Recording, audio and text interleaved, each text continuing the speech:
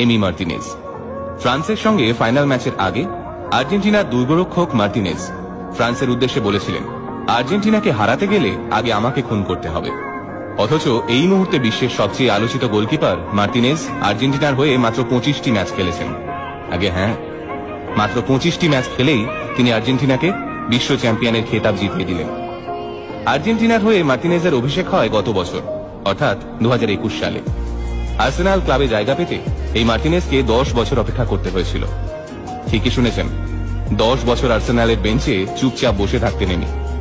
অথচ মাত্র 17 বছর বয়সেই আর্সেনালের ইউথ টিমে জায়গা পেয়েছিলেন এমি। আর্জেন্টিনা ছেড়ে ইংল্যান্ডে পাড়ি দেওয়ার সময় কান্নায় ভেঙে পড়েছিলেন এমির মা আর ভাই। বারবার বলছিলেন, আমাদের ছেড়ে এত দূর যাস না।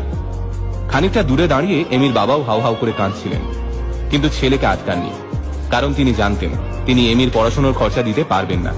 এমিও জানত তার বাবা গরিব। বিশ্বকাপের ফাইনাল, এমবাপের ক্যারিশমায় খেলা গড়িয়ে গিয়েছে টাই ব্রেকারে।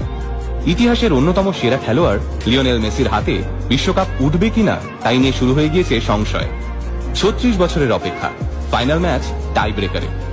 এই ধরনের অমানসিক চাপ নিয়ে গোলের সামনে এসে দাঁড়ালেন এমি মার্টিনেজ। কিন্তু তখন তাকে দেখে কে বলবে যে তিনি আর্জেন্টিনার হয়ে মাত্র 25টি ম্যাচ খেলেছেন? ফাইনালে তিনি যা পারফরমেন্স দেখালেন তা প্রতিটি গোলকিপারের স্বপ্ন।